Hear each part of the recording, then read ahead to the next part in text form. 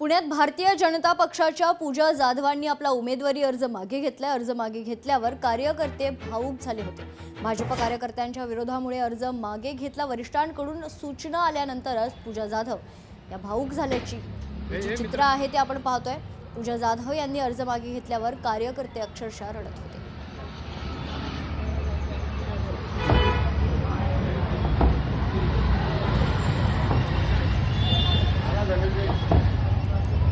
Exclusive दृश्य पुण्यात भारतीय जनता पक्षाच्या उमेदवार पूजा जाधवांनी आपला उमेदवारी अर्ज मागे घेतला। अर्ज मागे घेतल्यानंतर सर्वच कार्यकर्ते भावूक झाले होते। ती दृश्य आता लोकशाही मराठीच्या हाती लागलेली आहेत। भाजप कार्यकर्त्यांच्या विरोधामुळे अर्ज मागे घेतला असल्याची खरं तर माहिती आता समोर येते। तर वरिष्ठांकडून सूचना आल्यानंतरच पूजा जाधव यांनी आपला उमेदवारी अर्ज मागे घेतला आणि त्यानंतर कार्यकर्ते आणि पूजा जाधव स्वतः देखील भावूक झाल्या होत्या। पूजा जाधव यांनी अर्ज मागे घेतल्यानंतर सर्व कार्यकर्ते अक्षरशः रडत होते।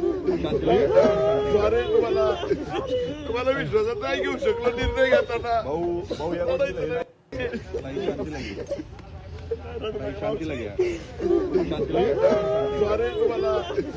तुम्हाला विश्वासात नाही घेऊ शकलो निर्णय घेताना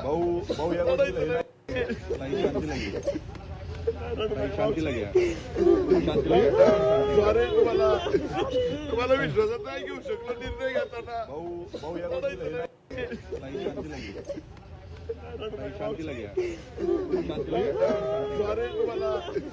तुम्हाला विश्वासात नाही घेऊ शकलो निर्णय घेताना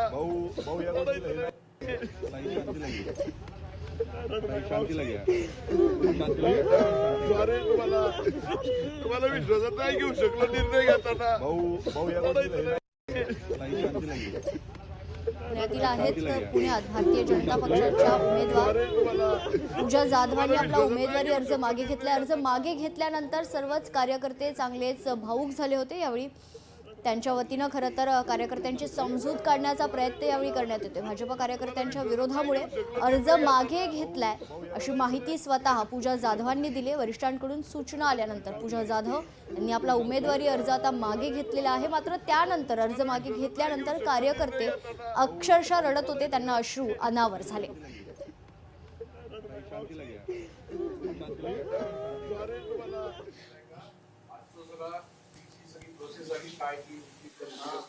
मी या सगळ्या प्रक्रियेमध्ये काही गोष्टी थोड्या सांगू इच्छितो।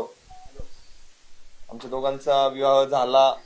दोघांची पक्षीय भूमिका तुम्ही सर्वांनी पाहिली। तुमच्या मीडिया प्रतिनिधींनी अतिशय प्रेम केलेलं आहे या सगळ्या संघर्षामध्ये। माझा संघर्ष टू व्हीलर पासून इथपर्यंत तुम्ही पाहिला। हिचा संघर्ष बाकी महाराष्ट्रातल्या मीडियाने पाहिलाय। परंतु हे होत असताना आम्ही प्रत्येक जण प्रत्येक भूमिकेशी प्रामाणिक राहिलो आणि सोशल मीडियाचा बळी जो असतो तो बळी आज माझी पत्नी ठरलेली आहे। ते कसं तर त्याचे व्हिडिओज मी तुम्हाला देऊ शकतो। जे शब्द माझ्या पत्नीचे नाहीत ते शब्द तिच्या तोंडामध्ये घातले गेले। आदरणीय देवेंद्रजी फडणवीसांविषयी आरक्षण मागतोय तुमची बायको नाही असं स्टेटमेंट केलं। त्याचा ते हिचं नव्हतंच, माझ्या पत्नी पूजा जाधवचं नव्हतं, ते दुसऱ्यांचं होतं, ते दाखवलं गेलं। नंतर पहलगामच्या प्रक्रियेमध्ये जी काय प्रक्रिया केली त्या प्रक्रियेमध्ये त्यांनी चुकीचं केलं हे सगळं ती सांगल। परंतु ह्या सगळ्या प्रक्रियेमध्ये मला एक सांगायचंय की एक कार्यकर्ता म्हणून काय करून देऊ शकतो आणि कार्यकर्त्यांनी ठरवलं तर काय होतं हे या 2026च्या निवडणुकीमधलं मी पुणे शहराला दाखवून दिलेलं आहे। प्रभाग क्रमांक 1 मध्ये तयारी केली। प्रभाग क्रमांक 1 मधल्या माझ्या माता भगिनी माझे भाऊ या ठिकाणी आलेले आहेत। प्रभाग क्रमांक 1 मध्ये कुठल्याही पक्षाचा सर्वे बघितला तर त्या सर्वे मध्ये आम्ही प्लस होतो। तिथं काय समीकरण झाली, निष्ठावंताला संधी दिली, आम्ही पक्षाचा निर्णयाचा स्वीकार केला। परंतु ज्या ज्या प्रभाग क्रमांक 1 मधल्या व्यक्तीनं, ज्या माय भगिनीनं, ज्या कार्यकर्त्यांना आमच्या पाठीशी उभे राहिले त्यांची कान धरून माफी मागतो। तुमची इच्छा त्या प्रभागातलं वातावरण आम्ही बदललं होतं, आम्ही लढणार होतो, आम्ही निवडून येतो। प्रभाग क्रमांक 1च्या वासियांची पहिल्यांदा आम्ही माफी मागतो, त्यानंतर दुसरी माफी मागतो आम्ही। माझ्या शेजारी हा जो बसलेला माझा भाऊ सुभाष चव्हाण दिसतोय, या सुभाष चव्हाणांची आणि आणखीन एक माझ्या भगिनी आहेत आदिती बाबर, त्या भगिनीची, त्याचबरोबर ते इच्छुक होते, त्या सगळ्यांची मी माफी मागतो। पक्ष शिखर नेतृत्वानं माझ्या पत्नीला संधी दिली। माझ्या पत्नीला ज्यावेळेस संधी दिली त्यावेळेस तो संघर्ष जो अतितटीचा निवडणुकीच्या कालावधीमध्ये चालला होता, रात्री 2 वाजता उमेदवारी फायनल होती। या भावासाठी आमच्या दोघांची समक्षात मीटिंग झाली. त्यांनी मोठं मन दाखवलं. सकाळी अखेरच्या दिवशी 11:30 वाजता उमेदवारी मिळाली. या भावाने स्वतः फोन करून सांगितलं मी थांबतो, संधी तुम्हाला घ्या म्हणून. कारण की त्या पद्धतीचं वातावरण मी प्रभाग 1 मध्ये केलेलं इम्पॅक्ट 2 मध्ये तयार झाला होता. म्हणून 2 मधले 4 सीट आम्ही काढू शकतो. आणि ते जी सीट आहे, ती जी भूमिका आहे, एका राजकीय पक्षाच्या शहर प्रमुखाचा तो प्रभाग पडतो. त्या ठिकाणी 4हीचं वातावरण फिरलं होतं. त्या ठिकाणी सगळ्या गोष्टी घडल्या होत्या. तिथल्या विरोधकांची पायाखालची बाजू घसरल्यामुळं त्या ठिकाणच्या लोकांनी हे घडवलं. प्रथमतः याच बरोबरीनं आम्ही पॅनलमध्ये आल्यामुळे जो पॅनल स्ट्रॉंग झाला, हे वातावरण झालं होतं.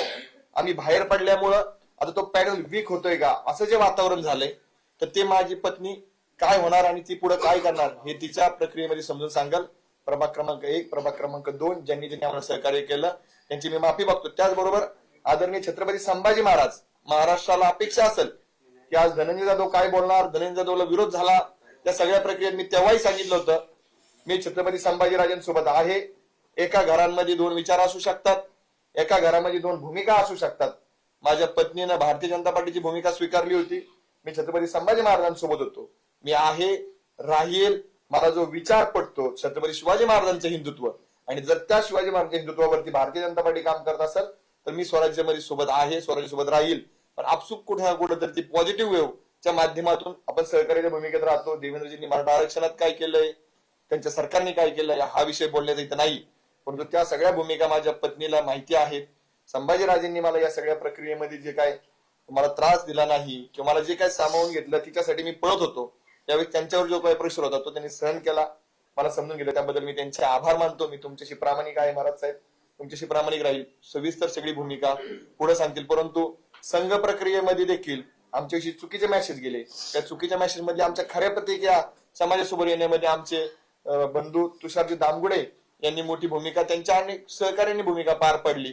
त्याबद्दल मी त्यांचं देखील, आम्ही दोघं नवरा बायको आभार मानतो. तुम्ही खऱ्याच्या पाठीशी राहिलात, त्याचे पुरावे आपल्याकडे आहेत. ती पूजा तिच्या वक्तव्यामध्ये सांगल. थँक्यू सर्वांची, कार्यकर्त्यांची मी माफी मागतो. हा लढा असाच चालू राहील. तुम्ही जे ताईच्या पाठीमागे राहणार, जे ताईच्या राहतील, जे माझ्यासोबत आहेत ते माझ्यासोबत राहतील. ताई बोला. आजचा दिवस माझ्यासाठी खूप अवघड दिवस आहे. मला हे सगळं बोलत असताना माझा मागच्या 10-12 वर्षाचा संघर्ष आठवतोय. मी बीड जिल्ह्यातल्या गेवराई तालुक्यातल्या गोदाकाठच्या निर्मळ या अत्यंत छोट्या गावामध्ये जन्मलेली मुलगी होते. माझ्या कुटुंबाला कुठली राजकीय पार्श्वभूमी नाही. माझे वडील साधे ग्रामपंचायतचे सदस्य सुद्धा नाही. पण मी जे शेतकऱ्यांसाठी काम करत होते त्याच्यामुळे मला वयाच्या 21व्या वर्षी पंचायत समिती सदस्य म्हणून त्या ठिकाणी निवडून दिलं गेलं.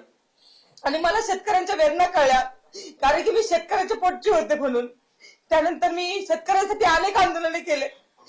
माझ्या वयामधल्या सगळ्याच मुली असतील ज्या वयामध्ये नटत फुटत असतात, त्या वयामध्ये मी हे सगळं बाजूला ठेवलं. सकाळी एकदा आयुष्यामध्ये आरशात पाहिलं की दुसऱ्या दिवशीपर्यंत मी आरशात सुद्धा पाहायचे नाही. पण शेतकऱ्यांसाठी मी माझं आयुष्य झोकून दिलं. आणि ऐन तारुण्यामध्ये 5 गुन्हे माझ्यावर अंगावर दाखल झाले. आणि खूप कमी वयामध्ये मला न्यायालयाची पायरी चढावी लागली. हे प्रत्येक कार्यकर्त्यांच्या आयुष्यात होत नाही. मी हे सगळं जगत असताना आणि संघर्ष करत असताना अनेक कार्यकर्ते पाहिलेत की ज्यांना मोठं होता येत नाही, पदापर्यंत जाता येत नाही, निवडणुकीच्या यंत्रणेमध्ये काम करता येत नाही. पण मी नेहमीच महिलांचा, शेतकऱ्यांचा, शेतमजुरांचा आवाज बुलंद करण्याचं काम केलं. माझ्या खूप कमी वयामध्ये मी पोलिसांच्या लाटाकाटा खाल्ल्या. अक्षरशः मी ज्यावेळेस माझ्यावर गुन्हे दाखल व्हायचे त्यावेळेस मी पोलीस स्टेशनला 5-5 तास 2-2 दिवस मी संडास बाथरूमच्या बाहेर झोपलेली आहे. आणि अनेक वेळा न्यायालयामध्ये ज्यावेळेस आपण शेतकरी गुन्ह्यावर काम करतो तर त्यावेळेस ते वकिलाचे पैसे भरण्यासाठी, न्यायालयाचे पैसे भरण्यासाठी सुद्धा माझ्या खिशेमध्ये पैसे नसायचे. पण अशा परिस्थितीमध्ये त्यांचा आवाज बुलंद केला. माझ्या गेवराई तालुक्यातल्या कार्यकर्त्यांनी कधी माझ्याकडून वडापावची सुद्धा अपेक्षा केली नाही. मी बिनलग्नाची मुलगी होते. राजकारण गाजरडं असत असं म्हणतात, पण माझ्या बापाने एवढं मोठं दगड काळीच करून एवढ्या राजकारणामध्ये मला घातलं. पण मी सुद्धा तशी वागले आणि संघर्ष करत राहते. पुढे छत्रपती संभाजीराजांच्या आशीर्वादानं मराठा क्रांती मोर्चामध्ये आम्ही काम करत असताना संभाजीराजांनी आम्हाला एकत्रित आणलं आणि त्या ठिकाणी आमचं लग्न झालं. लग्नानंतर सुद्धा एकही दिवस नवीन नवरी म्हणून मी राहिले नाही. मी दुसऱ्या दिवशी प्रभागाच्या बाहेर पडले, हक्काच्या लोकांसाठी काम करायला लागले. पण हे सगळं करत असताना माझ्याकडून चुका होतात. माझ्या आयुष्यामध्ये माझं पूर्ण आयुष्य शेतकरी विरुद्ध कारखानदार यांच्या संघर्षामध्ये गेलेलं आहे. आणि आज इथं मी खेड्यातली मुलगी शहरात आल्यानंतर 360 डिग्री मध्ये माझं आयुष्य पूर्ण चेंज झालेलं आहे. माझा लढा मागचा शेतकऱ्यांसाठी होता, पण या पुणे शहरामध्ये आणि या शहरामध्ये शेतकरीच नाहीत. तर ही मुवमेंट सगळी लक्ष घेण्यामध्ये माझ्याकडून काही चुका घडल्या असतील. लग्नानंतर आम्ही 20-23 दिवसानंतर काश्मीरला गेलेलो होतो. तिथं हल्ला झाला. अनेक आमच्यासारखे कपल त्या ठिकाणी रूम मध्ये बसले असतील, पण आम्हाला ते वेदना झाल्या. आमच्या रंगात रक्त चळवळ होती, संघर्ष होता. आम्ही घरातून बाहेर पडलो. महाराष्ट्रातल्या लोकांना प्रयत्न केले, त्यांना बाहेर काढलं, अनेकांना धीर दिला. आम्ही 8 दिवस थांबलो. लाल चौकामध्ये त्या ठिकाणी आंदोलन केलं. महाराष्ट्राचे मुख्यमंत्री आदरणीय देवेंद्रजी फडणवीस यांना व्हिडिओ कॉल केला. आणि ज्यावेळेस तो हल्ला झाला त्यावेळेस तो माझा व्हिडिओ व्हायरल झालेला तुम्ही बघतात. तो हल्ला झाल्यानंतर 1 तासामध्ये मी दिलेली ती प्रतिक्रिया होती. त्याच्यानंतर 2-4 तासामध्ये आम्ही जखमींना भेटलो. त्यांना मी विचारलं की काय परिस्थिती झाली. त्यावेळेस त्यांनी मला सांगितलं. त्यावेळेस देशभरामध्ये काहीच वातावरण नव्हतं या विषयाच्या संदर्भामध्ये. त्यावेळेस मी ती क्लिप दिलेली होती, कारण की मला असं म्हणायचं होतं की दहशतवाद्यांना आपल्या देशामध्ये कुठेतरी हिंदू मुस्लिम करायचंय आणि आपल्या देशाची एक अखंडता ही मोडून काढायची आहे. आणि म्हणून मी त्या ठिकाणी तसं म्हटले. परंतु नंतर 3 तासानंतर वातावरण बदललं, प्रतिक्रिया यायला लागल्या जखमींच्या. आणि त्यावेळेस काय आलं की खरंच त्यांना धर्म विचारून मारलं आलेलं होतं.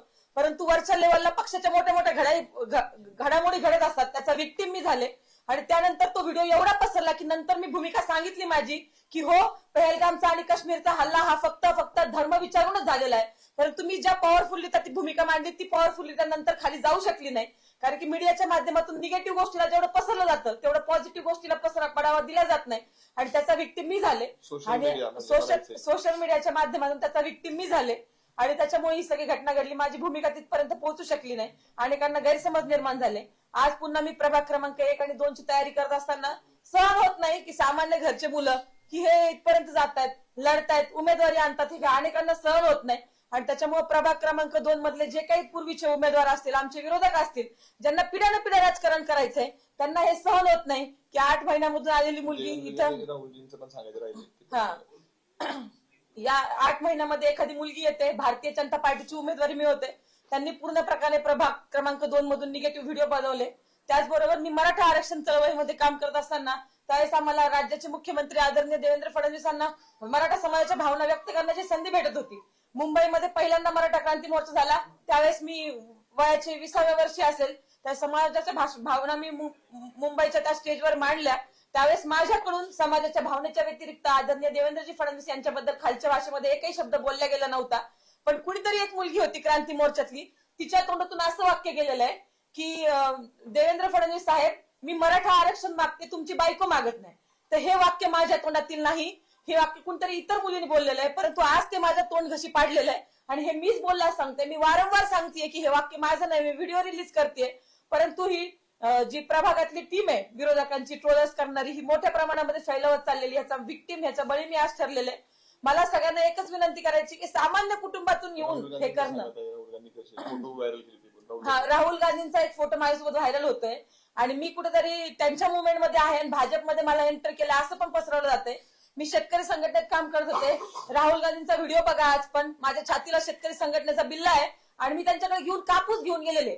माझ्या गावाकडून मी एसटीने राहुल गांधींना भेटण्यासाठी पोहोचले होते, कारण की ते मराठवाड्यात आलेले होते. एसटीने पोहोचून सकाळी 5:30 वाजता मी त्यांना गाठलं होतं आणि त्यांना सांगितलं होतं की आयात निर्यात धोरण हे कापसाचं बदललं पाहिजे, त्याच्यावर काम झालं पाहिजे, तर शेतकऱ्यांना कापसाला न्याय भेटेल, शेतकऱ्यांना भाव भेटेल.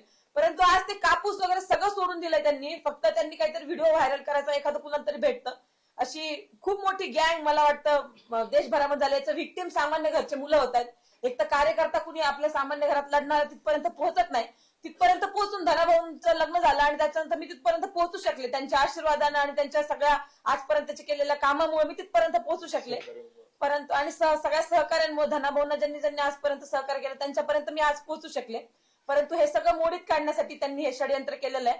मला माहिती आहे की भारतीय जनता पार्टीने मोठ्या मनाने मला या प्रक्रियेमध्ये स्वीकारलं होतं.